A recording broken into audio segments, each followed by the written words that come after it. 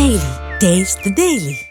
அப்போ இஸ்ரேலுக்கும் தூதரக உறவு, பாகிஸ்தானுக்குமே தூதரக உறவு இல்லைன்னா, மத்தியஸ்தம் பண்ணுறேன்னு சொல்கிற நாடு கூடயே பேச்சுவார்த்தை இல்லைன்னா யாருக்கிட்ட போய் பேசுவேன்? நீ செவத்துக்கிட்டியா?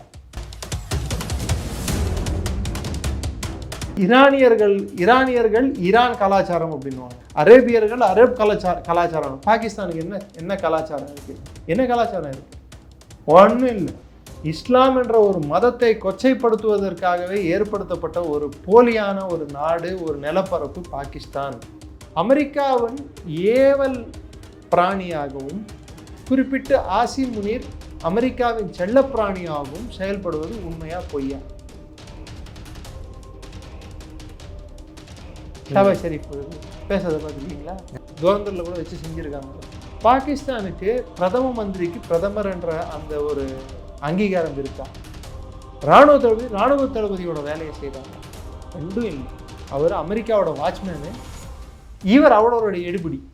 அப்படிப்பட்ட இவங்க எப்படி மத்தியஸ்தரா வருவாங்க?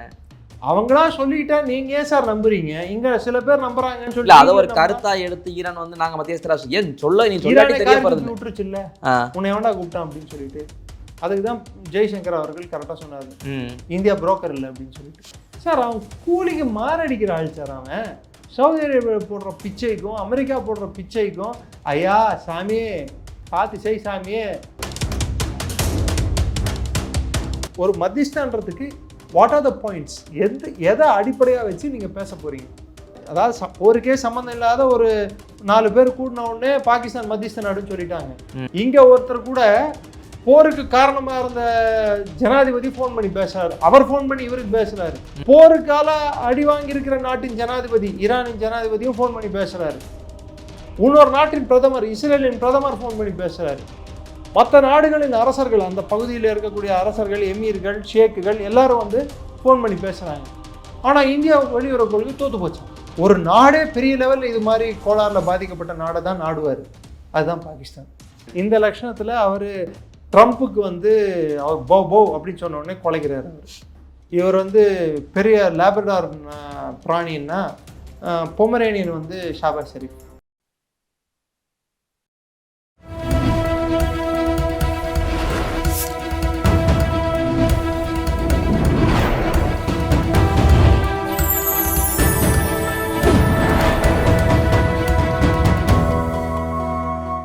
சேனல் 5 தமிழ் நேயர்களுக்கு வணக்கம். இன்று நேர்காணலில் நம்மோடு இணைந்திருப்பவர் டிஃபென்ஸ் அனாலிஸ்ட் நிரஞ்சன் அவர்கள். வாருங்கள், அவரோடு பேசுவோம். சார் வணக்கம். வணக்கம், ஜெயஹிந்த். சார், இந்த ஈரான் போரில் ஈரானுடைய நம்ம இந்தியாவுக்கான தூதர் அவர் சொல்லியிருக்காரு, இந்த போர் நிறுத்தத்துக்கான பேச்சுவார்த்தையில் பாகிஸ்தானை நாங்கள் ஒரு மத்தியஸ்த நாடாக நாங்கள் பார்க்கல, நாங்கள் ஒன்றும் அப்படி சொல்லலை அப்படின்னு அவங்களே அறிவிச்சிட்டாங்க. இப்போ யாருக்கு தான் பாகிஸ்தான் நம்பர் அடிச்சுக்கிட்டு இருக்கு? நான் என்ன கேட்குறேன், அடிப்படை கேள்விக்கு உங்கள் புரிதலுக்காகவும் என் புரிதலுக்காகவும் பார்ப்பவர்கள் புரிதலுக்காகவும் பாகிஸ்தான் தன்னைத்தானே மத்தியஸ்த நாடாக அறிவித்து கொண்டு இன்னொரு 3 நாடுகளை கூப்பிட்டாங்க. துருக்கியே, ஈஜிப்டு, சவுதி அரேபியா. இதில் சவுதி அரேபியா சண்டையில் அமெரிக்கா சைட்லேருந்து பங்கெடுத்ததாகவே நம்ம கருதலாம். ஏன்னா அவங்க பேஸ் எல்லாம் கொடுத்துருக்காங்க. ஈஜிப்ட் என்ன பண்ணியிருக்கு? துருக்கியே என்ன பண்ணியிருக்கு? எந்த பக்கம் எடுத்திருக்கு? ஓகே, சரி. பாகிஸ்தானுக்கும் இஸ்ரேலுக்கும் தூதரக உறவு இருக்கா இல்லையா? கொஞ்சம் போய் பாருங்க. இல்லை. இந்த போருக்கு முக்கியமான காரணம் இஸ்ரேல். ஆமாம்.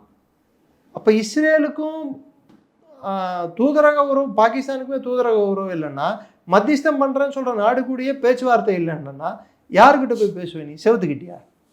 முட்டியில் மூளை இருக்கிறவன் பாகிஸ்தான்காரன்னு சொல்லிட்டு இன்னொரு முறை ப்ரூவ் பண்ணியிருக்கோம். முட்டியில் மூளை?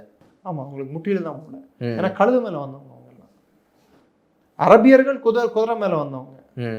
இவன் அரபும் இல்லை, அவன் எங்கேருந்து வந்தான்னு அவனுக்கே தெரியாது. ஏதோ கண்டத்துலேருந்து, ஏதோ இன்னொரு கிரகத்துலேருந்து வந்தவன் நினைப்பான். அவங்களுக்கு ஈரானியர்கள் ஈரான் கலாச்சாரம் அப்படின்வாங்க, அரேபியர்கள் அரேப் கலாச்சாரம். பாகிஸ்தானுக்கு என்ன கலாச்சாரம் இருக்கு? என்ன கலாச்சாரம் இருக்கு? ஒன்றும் இல்லை, ஒன்றுமே இல்லை. இஸ்லாம் என்ற அந்த ஒரு வார்த்தையை பாகிஸ்தானிலிருந்து எடுத்து விட்டால் அவர்களுக்கென்று மிஞ்சியது ஒன்றும் இல்லை. இஸ்லாம் என்ற ஒரு மதத்தை கொச்சைப்படுத்துவதற்காகவே ஏற்படுத்தப்பட்ட ஒரு போலியான ஒரு நாடு, ஒரு நிலப்பரப்பு பாகிஸ்தான். அதுதான் அடிப்படை உண்மை. பாகிஸ்தானோட அதிகமாக முஸ்லீம்கள் வசிக்கிறது இந்தோனேஷியாவில், ஏன் இந்தியாவில் கூட அதிகம் முஸ்லீம்கள் வசிக்கிறாங்க. அவன் மாதிரி யாரும் கொடுத்த காசோட அதிகமாக போகலையே. ஏன்? சரி, நான் இப்போ கேட்ட கேள்வி, இஸ்ரேலை வந்து டீல்லையே வரல. அமெரிக்காவின் ஏவல் பிராணியாகவும் குறிப்பிட்டு ஆசிம் முனீர் அமெரிக்காவின் செல்ல பிராணியாகவும் செயல்படுவது உண்மையா பொய்யா? ஷாபாஸ் ஷெரீஃப் பேசுறதை பார்த்துருக்கீங்களா? ஆமாம், துரந்தரில் கூட வச்சு செஞ்சுருக்காங்க. அதை பார்த்தீங்களா? பார்த்துட்டேன். அதே மாதிரி அப்படின்றது.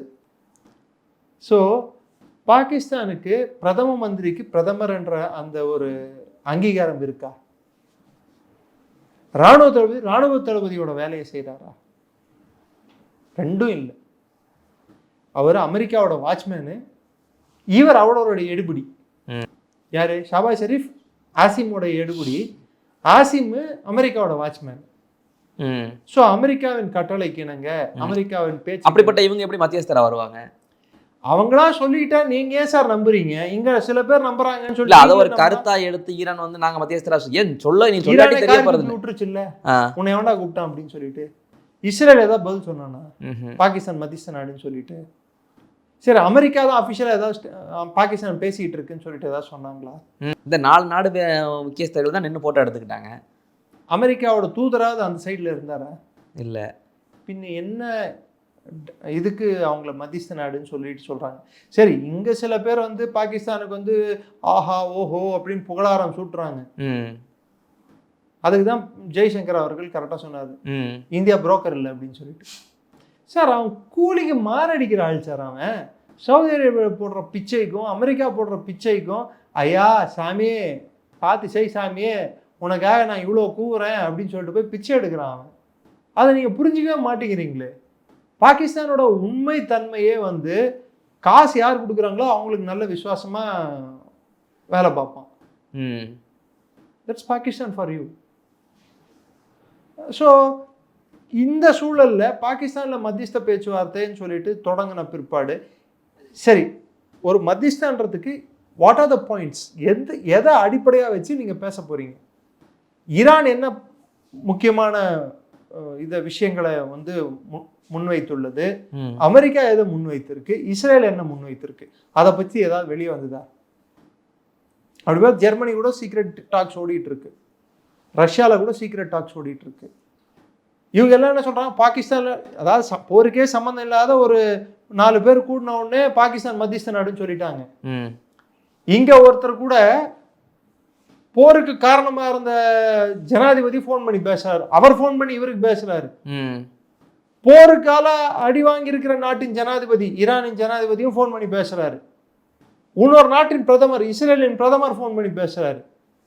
மற்ற நாடுகளின் அரசர்கள், அந்த பகுதியில் இருக்கக்கூடிய அரசர்கள், எமீர்கள், ஷேக்குகள் எல்லாரும் வந்து போன் பண்ணி பேசுறாங்க. ஆனா இந்தியா வெளியுறவு கொள்கை தோத்து போச்சான்.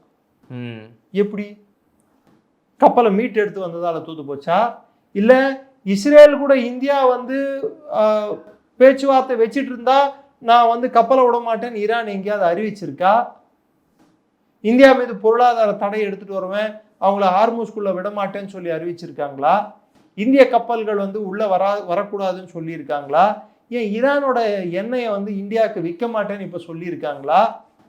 5 மில்லியன் பேரல் விற்க போறாங்க ஈரான் எண்ணெயை, தெரியுமா? ரிலையன்ஸ் இண்டஸ்ட்ரிக்கு லேட்டஸ்ட் நியூஸ்.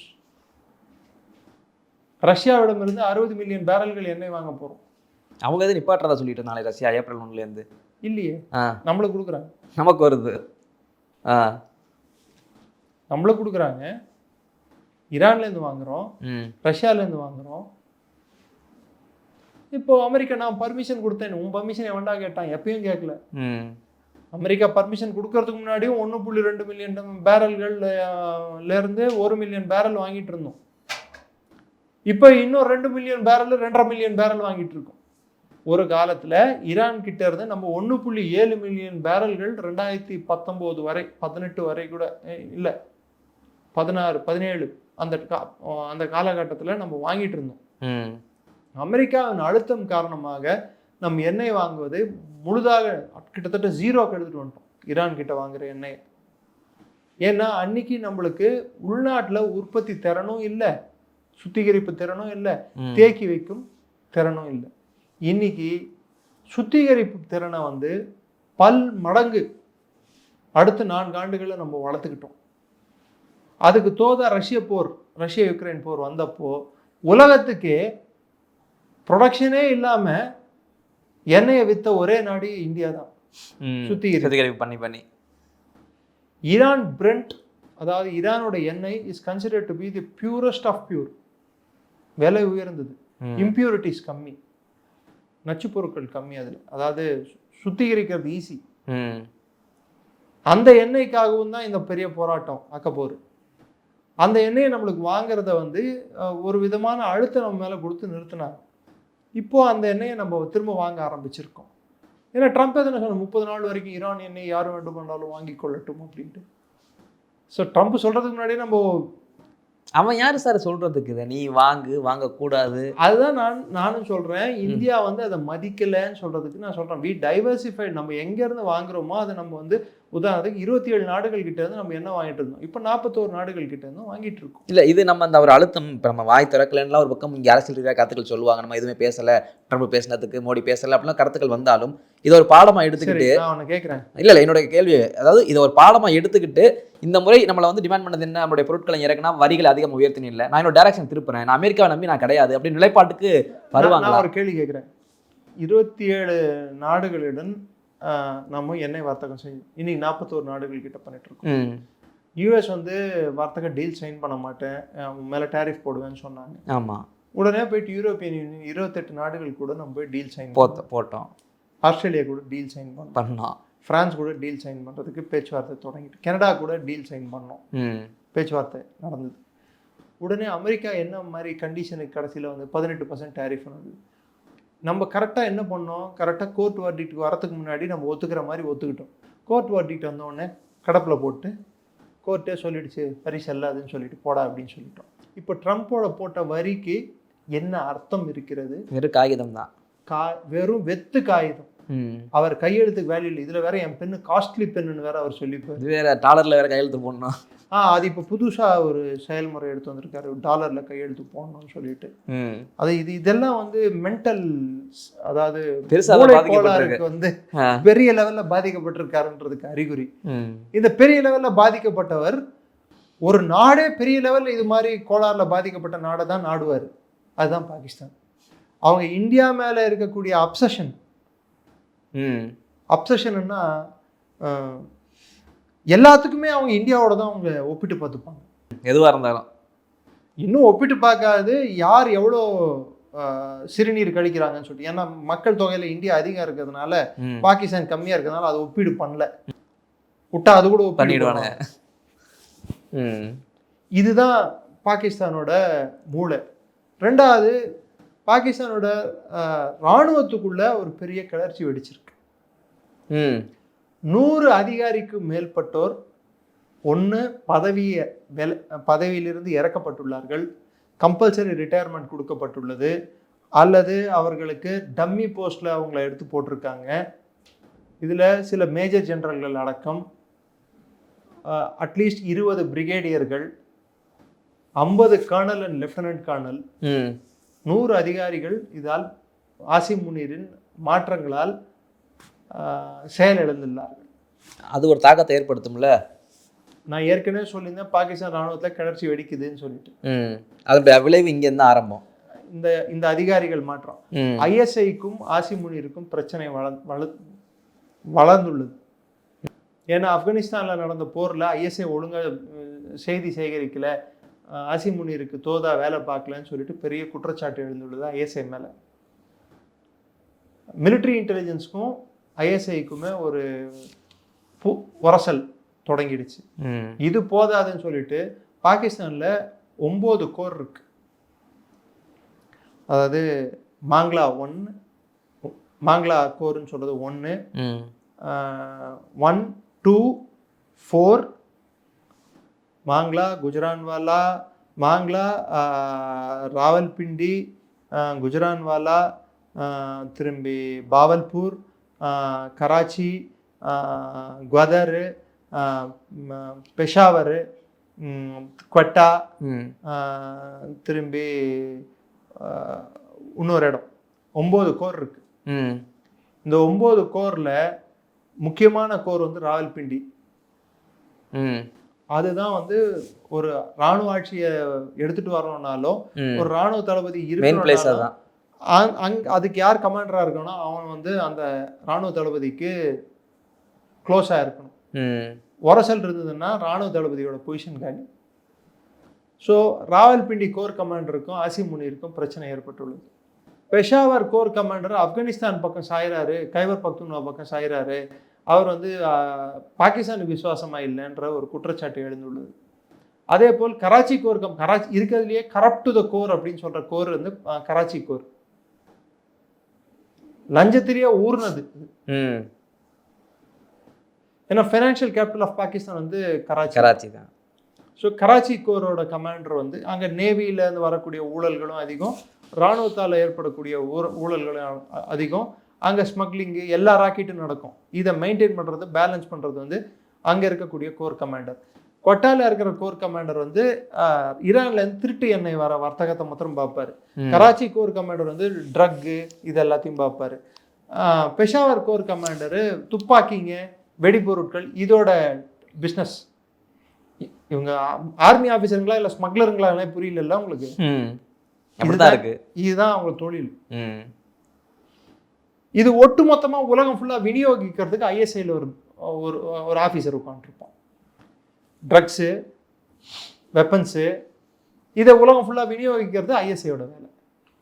அவங்களுக்கு கப்பல்களும் இருக்கு.